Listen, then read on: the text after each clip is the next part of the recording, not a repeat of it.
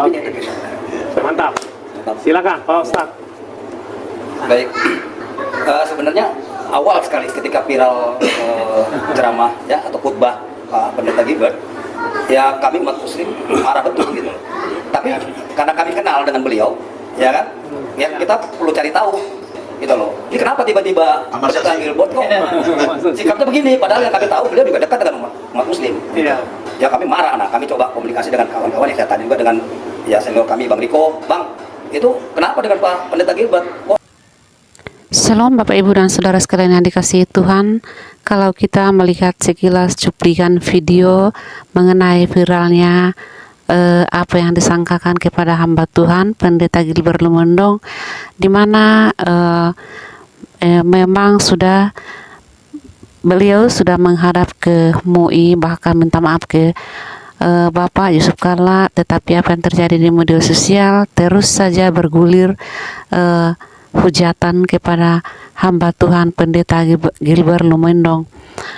Kita perlu juga memahami saudara-saudara kita di sebelah apa yang mereka sampaikan kepada non-muslim juga seringkali tak sebanding dengan apa yang disampaikan oleh Pendeta Gilbert Lumendong. Selengkapnya kita saksikan bersama-sama bagaimana percakapan antara Ustadz dan Pendeta Gilbert Lumendong berikut selengkapnya. Jadi intinya saya beberapa hari yang lalu tiba-tiba dikejutkan dengan narasi bahwa saya menghina ibadah dan zakat atau apapun yang disebut seolah-olah disebut seperti itu, dan saya kembali berpikir, oh jangan-jangan apa yang terjadi. Lalu saya kembali melihat ceramah saya dan beberapa hal yang harus saya klarifikasikan di sini. Yang pertama-tama pasti tidak ada niat. Kenapa tidak ada niat? Karena memang selama ini saya bergaul bersama dengan umat Islam dengan baik menurut saya. Lalu yang kedua, kenapa nggak ada niat? Karena saya lahir dan dibesarkan di kampung di Tebet, dan rumah saya 200 meter dari masjid. Masjid itu tempat saya main setiap sore gitu. Jadi bahkan setiap wudhu, saya kan waktu itu kita masih SD, SMP, lagi suka-suka nyanu pancok, setiap wudhu saya seneng itu apa tuh mompain gitu, karena ya buat saya yang supaya kuat gitu manconya, makanya enak gitu. Sesuai badan ya. Muslim habis wudhu kan nggak boleh sentuh lagi, nggak boleh pompa lagi. Jadi saya senang hati aja. Jadi buat saya kehidupan itu sangat indah. Lalu saya SD di SD Dewi Sartika, dan itu nggak ada pelajaran agama Kristennya. Jadi sampai kelas 6 SD saya belajarnya hanya agama Muslim gitu. Sampai hari ini saya masih hafal Al-Fatihah gitu, karena memang harus dites, kalau nggak kena hukum sama guru saya gitu. Jadi indah sekali hubungannya gitu. Jadi saya kaget kalau saya dituduh sebagai menghina gitu. Tapi untuk segala kegaduhan saya tetap harus meminta maaf, supaya saya harap itu bisa menunjukkan bahwa kegaduhan ini bisa reda. Tapi saya juga harus jelaskan bahwa itu persoalannya hanya karena diedit-edit dan dinarasikan. Sekali lagi saya tidak membenarkan diri, saya meminta maaf untuk kegaduhan ini. Tetapi kalau saya boleh jelaskan, itu sebetulnya otokritik. Dan buat saya membandingkan betapa kita orang Kristen kadang-kala sudah dapat begitu kemudahan, jadi saya pakai kayak bahasa sarkas gitu. Kita udah begitu banyak dapat kemudahan, maksudnya ibadah kita santai begitu, tapi seminggu sekali pun nggak mau datang karena alasannya mungkin bahkan saya udah bayar 40-an gitu. Nah, sementara saya jelaskan bahwa untuk saudara-saudara Muslim kita, doa aja nggak boleh salah. Kalau kita kan sembarang-sembarang, kadang-kadang sampai main HP gitu, itu otokritik gitu. Dan saya bilang mungkin dianggap itu melecehkan waktu saya bilang doanya orang Muslim itu setengah mati. Tapi maksudnya setengah mati dibanding kacamata saya gitu, bukan merendahkan, menghina, justru mengagungkan. Kenapa? Karena kita tuh kebaktiannya kan seminggu sekali, santai banget. Kalau ini kan 5 kali sehari, dan udah 5 kali sehari ucapannya dan gayanya nggak boleh salah. Bahkan saya sempat bilang sampai terakhirnya mesti lipat kaki. Bahkan kan saya sempat singgung gitu bahwa makanya yang 70 tahun aja masih bisa lipat kaki kalau umat Muslim. Kita Kristen yang 50, yang 40 lebih lah udah nggak bisa lipat kaki. Kenapa? Karena disantainya itu. Jadi itu sekali lagi otokritik otokritik buat kami dengan gaya bahasa sarkas. Semuanya itu terjadi, saya ledekin karena kamu merasa kamu bayar kamu bayar 10%. Jadi kamu anggap kamu naik kelas bisnis gitu lah, gitu kan. Proyek ekonomi kan kayak berat, mesti antri gitu. Nah, itu sebetulnya yang saya jelaskan. Kalau itu dianggap salah, sekali lagi saya minta maaf. Tetapi saya sama sekali tidak ada niat atau apapun, karena sekali lagi itu wilayah private, itu adalah ibadah minggu. Nah, tapi kalau ditanya kenapa ada di website, loh, karena zaman sekarang orang beribadah juga di rumah. Tetapi saya tidak bilang bahwa itu video biasa, tidak, ibadah minggu, jelas gitu. Nah, tapi kemudian saya nggak tahu ada maksud apa, tujuan apa, tapi saya pikir pasti baiklah untuk kebersamaan kita semua. Lalu diedit, lalu kemudian dinarasikan bahwa Pendeta Gilbert menghina. Dan saya bersyukur ada teman-teman seperti Habib Muksin dan kawan-kawan yang lain yang langsung menghubungi dan minta klarifikasi gitu. Dan saya juga dengan senang hati gitu untuk menjelaskan demi kebangsaan negara kita, karena bangsa kita udah agamanya beda, sukunya beda, pulaunya beda, dan kalau kita dipenuhi dengan orang-orang yang menarasikan sesuatu dalam nada kebencian, saya pikir menjadi sesuatu yang tidak baik. Apalagi situasi politik sekarang masih bergumul dengan MK, belum lagi akan menyambut pilkada. Jadi sekali lagi saya mohon supaya kawan-kawan Muslim dan juga kawan-kawan Kristiani bisa mengerti bahwa sama sekali tidak ada niat, sama sekali tidak ada maksud. Dan saya pikir kalau kita dengan besar hati melihat bahwa setiap kita memang berbeda dan setiap kita perlu belajar gitu. Dan kalau saya membandingkan ini bukan berarti saya merendahkan, justru saya otokritik buat diri sendiri gitu, karena kamu pikir kamu sudah diselamatkan oleh karena anugerah, jadi kamu udah nggak usah lagi melakukan hal-hal yang harusnya dilakukan. Jadi sekali lagi saya mohon maaf dan saya harap bahwa khususnya di momen habis Idul Fitri ini, mudah-mudahan ada pintu maaf yang terbuka untuk kebersamaan kita gitu. Itu dari saya kira-kira, Pak Supit dan Habib dan teman-teman yang lain.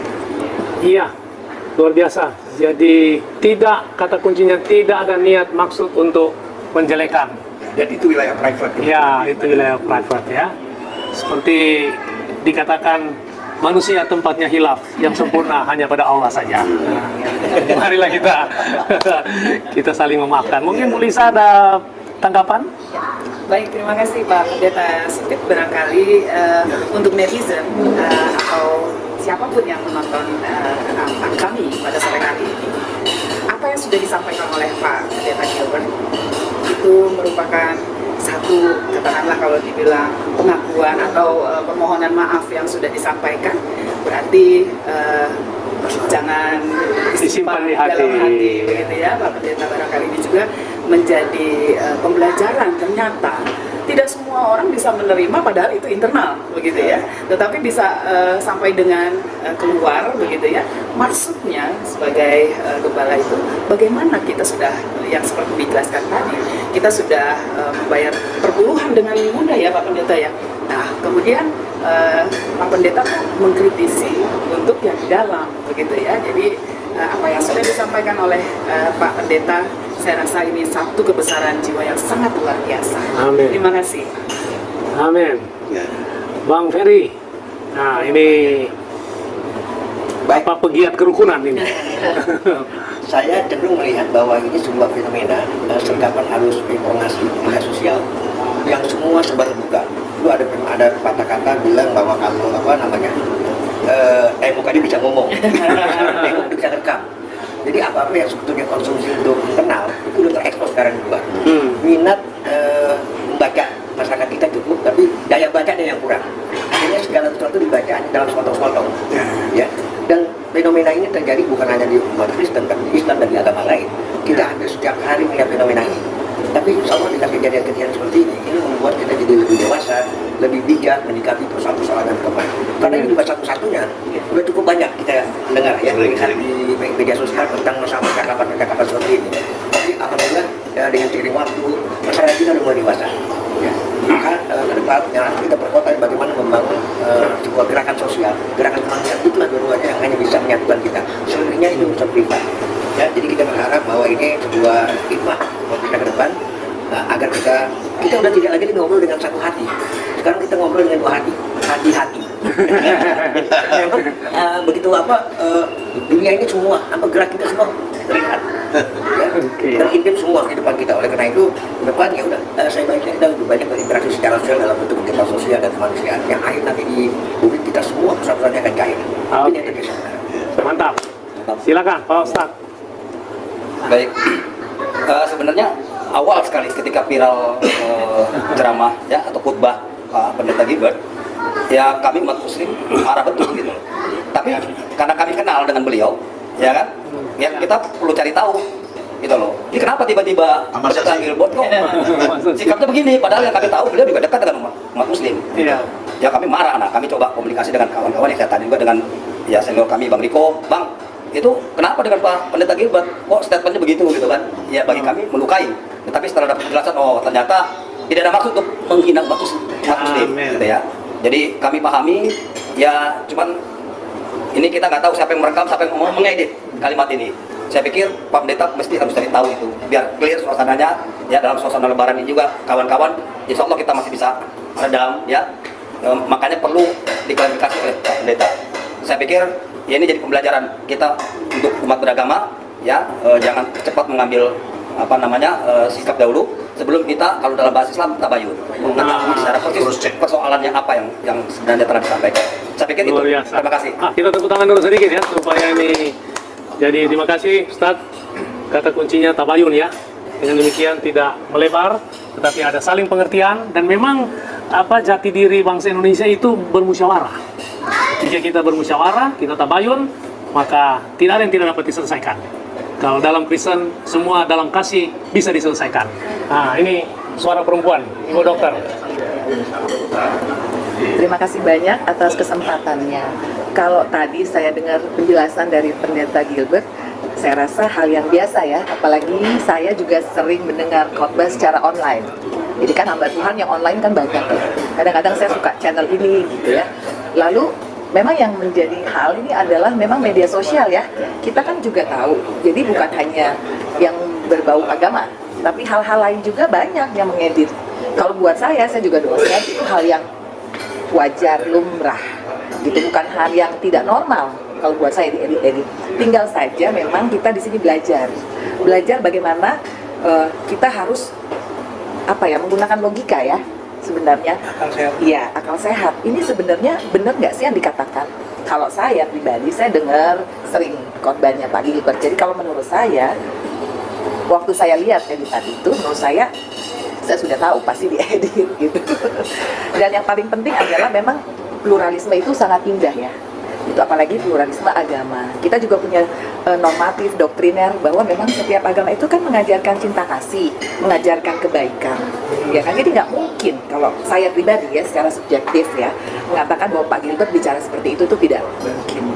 Nah, tetapi dengan adanya acara seperti ini, komunikasi di sini juga kita bisa belajar ya, gitu loh, bahwa memang media sosial itu sangat bisa membuat secara sosiologis itu perpecahan, gitu ya. Nah, di sini kita mesti mengetahui bahwa benar-benar kita yang sering menonton acara-acara di YouTube, di TikTok, gitu, kita harus benar-benar dewasa dalam hal itu. Mungkin ini merupakan salah satu pembelajaran itu buat kita semua, dan juga untuk melihat sesuatu tuh dari sisi yang mana, jangan terlalu subjektif, harus lebih objektif. Itu saja, terima kasih. Terima kasih Ibu Dokter.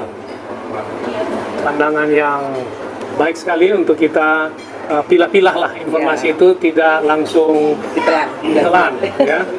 Ketika ada komunikasi bisa saling memberikan klarifikasi. Bang Riko Sinaga, ini sesepuh Jakarta. Ya, terima kasih Pak Sipit. Tadi Pak Pendeta Gilbert sudah menyampaikan apa yang itu persoalannya.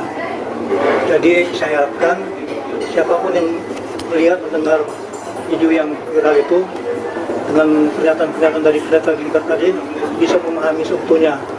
Jadi saya harapkan kepada semua, ini kita Indonesia ini lagi dalam keadaan susah, jangan bikin susah lagi. Ya, jadi harapan saya ya saling memaafkan. Saya kira itu semua. Terima kasih. Ya. Oke, terima kasih. Ini satu himbauan yang sangat cool dan membuat kita tentram semuanya. Ini kita mau dengar yang dari Habib. Habib, persilakan. Assalamualaikum warahmatullahi wabarakatuh. Waalaikumsalam. Salam sejahtera untuk kita semuanya. Terima kasih atas inisiasinya pertemuan silaturahmi pada sore hari ini. Mudah-mudahan pertemuan ini bermakna dan mempunyai nilai edukasi kepada masyarakat kita, terutama masyarakat beragama, umat kita, umat beragama. Berkaitan dengan apa yang sedang beredar dan ramai, kebetulan Pak Pendeta itu menjadi bintangnya sekarang. Tapi alhamdulillah tadi beliau sudah menyampaikan klarifikasi bahwa itu disampaikan dalam satu khutbah dalam wilayah privat, artinya kajian mingguan ya, kebaktian mingguan. Jadi memang harus kita maklumi sama-sama. Yang kedua, bahwa apa yang beredar di media sosial yang menjadi polemik itu adalah merupakan potongan-potongan yang diedit sehingga bisa membuat gagal paham bagi pemirsa pendengar yang memang mempunyai keterbatasan pemahaman dan kedewasaan cara berpikir. Ini akan menjadi sebuah gagal paham dan pada akhirnya menjadi ramai kan. Nah ini alhamdulillah sudah diklarifikasi, ternyata ini memang sebetulnya utuhnya tidak seperti itu dan tidak ada sedikit pun niatan untuk menghina atau melecehkan, ya kan?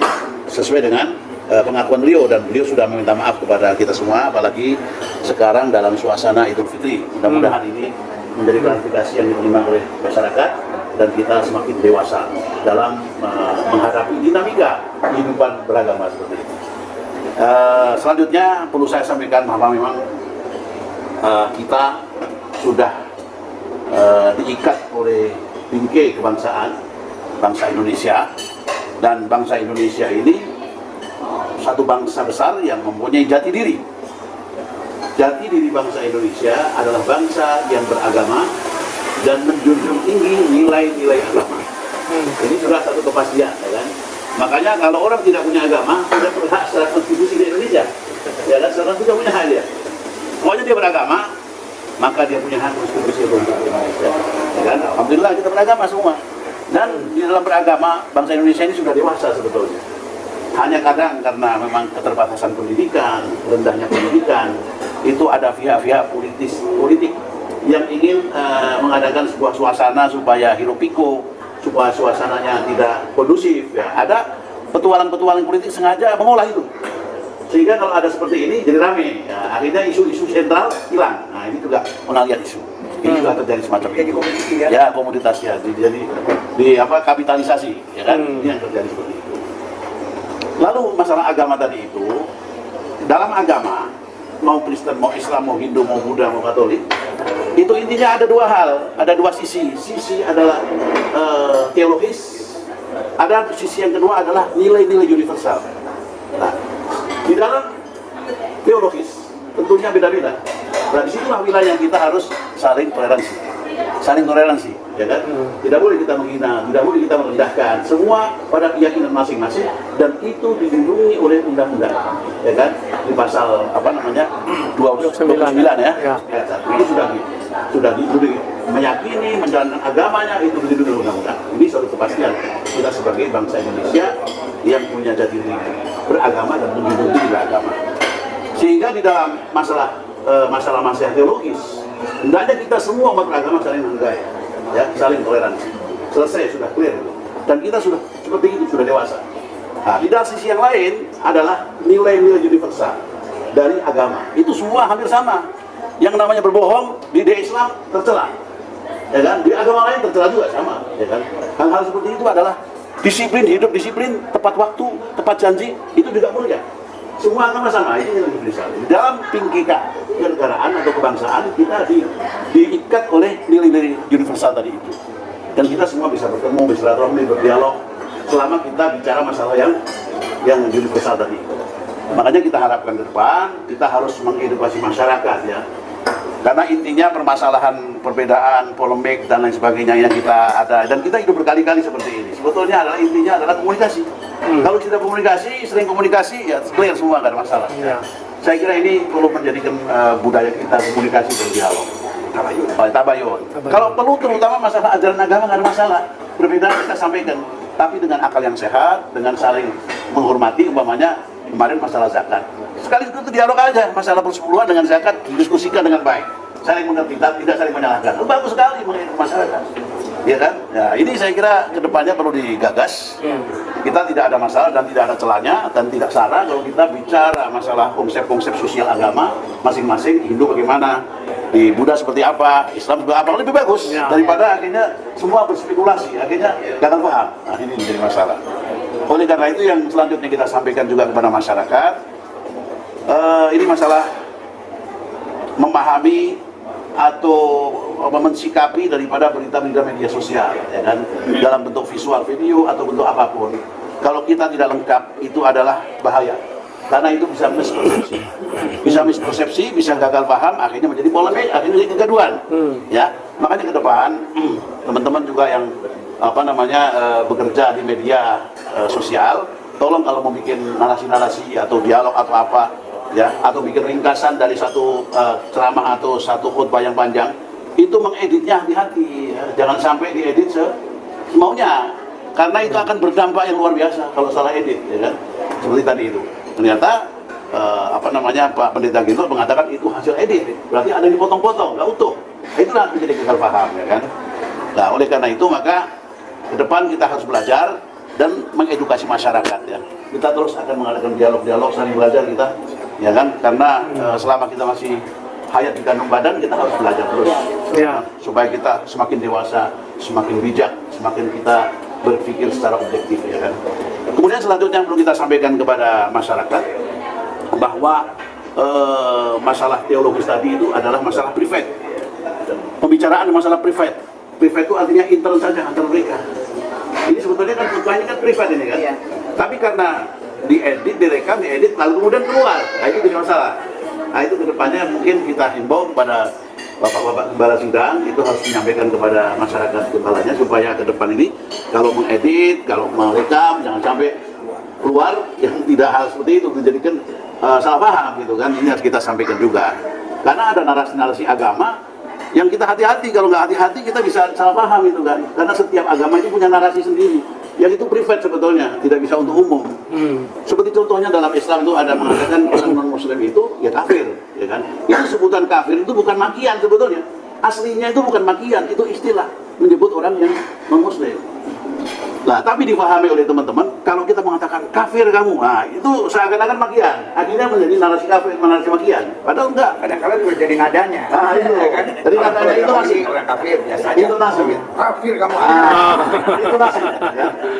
Itu nasinya itu. Makanya itu sebetulnya seperti kafir itu contohnya kafir itu kan dari kafaro. Kafaro itu sebetulnya salah satu maknanya adalah menutup diri, tidak mau menerima kafir. Jadi orang yang tidak menerima ajaran Islam ya kafir, ya kan gitu. Gak ada masalah kan? Tapi rupanya narasi ini tidak diterima, justru seakan-akan makian, sehingga teman-teman lebih memilih non-muslim, padahal non-muslim maknanya lebih jelek. Non itu tidak, muslim itu selamat, jadi tidak selamat, celaka artinya. Nah, itu kan lebih parah sebetulnya. Nah, itu kita pahami. Nah, kita juga paham di dalam narasi-narasi khusus di Gembala ada istilahnya domba yang sesat. Nah, domba sesat ya nggak ada masalah, itu adalah narasi intern, kita juga itu kan. Nah, itu dipakai, tapi begitu dia keluar akhirnya jadi masalah itu kan. Nah, ini kita jaga semua. Oke, kalau gitu kita inginkan mudah-mudahan ke depan ini tidak menjadi presiden yang terus-menerus kita bicarakan. Sudah clear, Pendeta Gilbert sudah mengadakan klarifikasi, sudah menyampaikan dan sudah minta maaf, ya kan. Mudah-mudahan ke depan kita semakin dewasa, semakin bisa memberikan edukasi kepada masyarakat umat beragama kita. Ini saja mungkin yang bisa saya sampaikan. Kurang lebih mohon maaf. Assalamualaikum warahmatullahi wabarakatuh. Waalaikumsalam. Bapak Ibu, saudara sekalian, demikianlah apa yang telah kita saksikan bersama-sama. Saya cukup merasa sejuk dengan apa yang disampaikan oleh Bapak Kiai dan Bapak Ustadz dalam video ini. Jikalau demikian adanya seluruh umat Muslim bersikap, jikalau ada hal-hal yang patut dikonfirmasi terlebih dahulu sebelum berkeluar di media sosial, itu memang sangat hal yang baik dan patut diterapkan di negara hukum, negara Republik Indonesia ini. Karena seperti apa yang disampaikan oleh Pak Ustadz menyatakan bahwa sebelum berbicara perlu dipikir-pikir dulu, bukan hanya kepada umat Kristen sepertinya, tetapi biarlah ini boleh menjadi pelajaran penting bagi non-Kristen juga secara umumnya. Demikianlah saudara sekalian, kiranya video ini boleh memberkati dan menguatkan kita semua. Shalom.